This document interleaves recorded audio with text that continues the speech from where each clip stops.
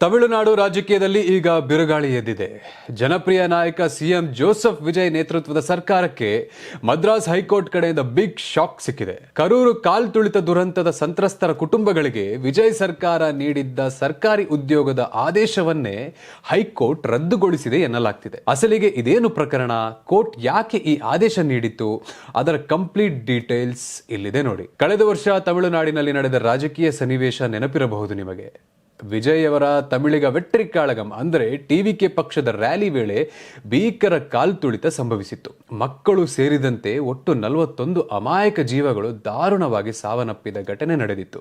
ಆ ದುರಂತ ರಾಜ್ಯದಲ್ಲೇ ದೊಡ್ಡ ಮಟ್ಟದ ಕೋಲಾಹಲ ಸೃಷ್ಟಿಸಿದ ವಿಚಾರ ಸಹ ನೀವು ನೋಡಿದ್ರಿ. ವಿಜಯ್ ಅವರು ತಡವಾಗಿ ಬಂದಿದ್ದೇ ಈ ದುರಂತಕ್ಕೆ ಕಾರಣ ಅಂತ ಪೊಲೀಸರು ಬೊಟ್ಟು ಮಾಡಿದ್ದರು. ಆದರೆ ಟಿವಿಕೆ ಮಾತ್ರ ಇದು ಸರ್ಕಾರದ ವೈಫಲ್ಯ ಮತ್ತು ವಿರೋಧಿಗಳ ಪಿತೂರಿ ಅಂತ ತಿರುಗೇಟು ನೀಡಿತ್ತು. ಇದೆಲ್ಲದರ ನಡುವೆ ಇಂದು ಈ ಕೇಸ್ ಸಿಬಿಐ ತನಿಖೆ ಹಂತಕ್ಕೆ ಬಂದು ನಿಂತಿದೆ, ಬರ್ತಾ ಇದೆ. ಸಂತ್ರಸ್ತರ ಕುಟುಂಬಗಳಿಗೆ ಸಾಂತ್ವನ ಹೇಳಲು ಮುಂದಾದ ಸಿಎಂ ವಿಜಯ್ ಮೃತಪಟ್ಟ 41 ಜನರ ಕುಟುಂಬಗಳ ಪೈಕಿ 32 ಕುಟುಂಬಗಳಿಗೆ ಮಾನವೀಯತೆಯ ಆಧಾರದ ಮೇಲೆ ಕರುನಾಡು ಸರ್ಕಾರ ಉದ್ಯೋಗದ ನೇಮಕಾತಿ ಪತ್ರವನ್ನು ವಿತರಿಸಿದರು. ಆದರೆ ಬಿಗ್ ಟ್ವಿಸ್ಟ್ ಸಿಕ್ಕಿದೆ, ಇಲ್ಲಿ ನೋಡಿ. ವಿಜಯ್ ಸರ್ಕಾರದ ಈ ನಿರ್ಧಾರ ಸಂವಿಧಾನದ ಆರ್ಟಿಕಲ್ 14 ಅಂದರೆ ಸಮಾನತೆಯ ಹಕ್ಕು ಮತ್ತು ಆರ್ಟಿಕಲ್ 16ರ ಉಲ್ಲಂಘನೆ ಅಂತ ಮದ್ರಾಸ್ ಹೈಕೋರ್ಟ್ ಅಭಿಪ್ರಾಯಪಟ್ಟಿದೆ.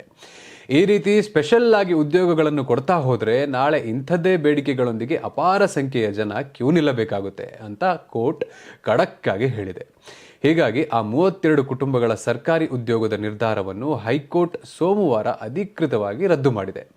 ಒಂದ್ ಕಡೆ ಕಾಲ್ತುಳಿತದ ಗಾಯ ಇನ್ನೂ ಮಾಸಿಲ್ಲ, ಮತ್ತೊಂದು ಕಡೆ ಸಂತ್ರಸ್ತರಿಗೆ ನೆರವು ನೀಡಲು ಹೊರಟ ಸಿಎಂ ವಿಜಯ್ಗೆ ಕಾನೂನು ಕುಣಿಕೆ ದೊಡ್ಡ ತಲೆನೋವಾಗಿ ಪರಿಣಮಿಸಿದೆ ಅಂತ ಹೇಳ್ಬೋದು.